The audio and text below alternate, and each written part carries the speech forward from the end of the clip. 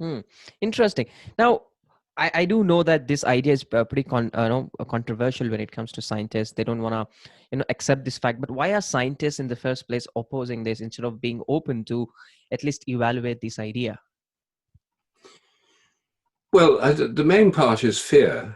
Most scientists are frightened. There's too many PhDs produced, there's a huge, intense competition for jobs and tenure and grants. And most scientists don't want to do anything that's unconventional that would spoil their chances. So they want to play safe.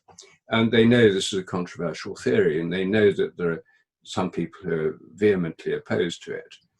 Now, the people who are most opposed to it, I didn't encounter any vehement opposition when I was living in India. I mean, I was able to discuss these ideas extremely freely with friends of all religious persuasions, Muslim, Hindu, Sikh, Parsi, Jain, and Christian.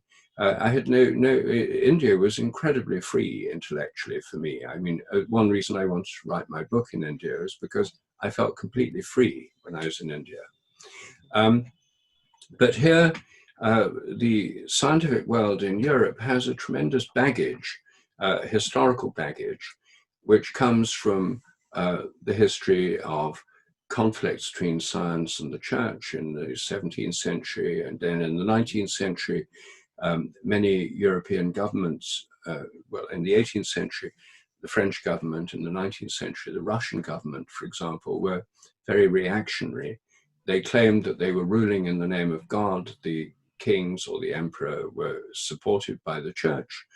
And so people, particularly communists who wanted to overthrow the old order, thought that the best way of overthrowing it was to undermine the authority of these monarchs, who were supported, they claimed, by God and by the church, by arguing that God didn't exist.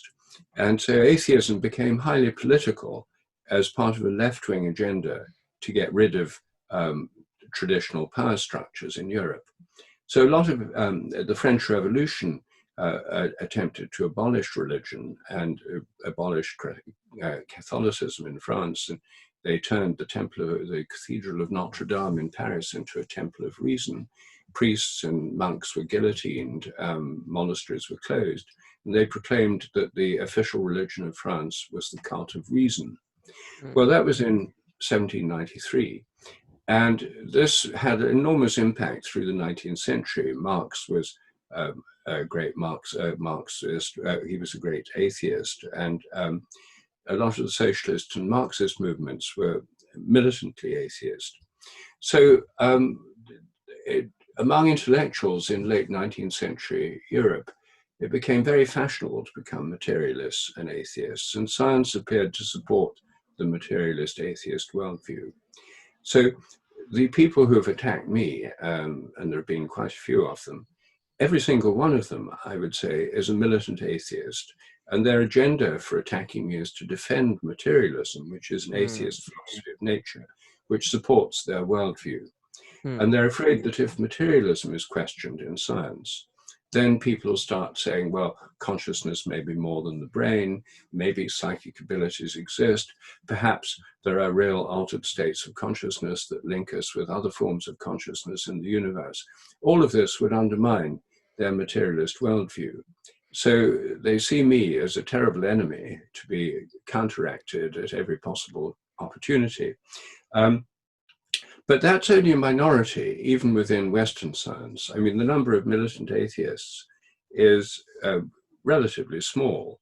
Some of them are very well known, like Richard Dawkins. But the majority of scientists here in Britain, as I know from personal experience, are not militant atheists. Some are non-religious and agnostic. Recent surveys show about 45% of scientists, doctors and engineers are atheist, agnostic or non-religious. But about 45% here in Britain are spiritual but not religious, spiritual, religious. So the numbers of non-religious and religious scientists, or spiritual and religious scientists, is about the same. And in other countries, the proportion, I'm sure in India, the proportion of scientists who have religious beliefs would be much, much higher.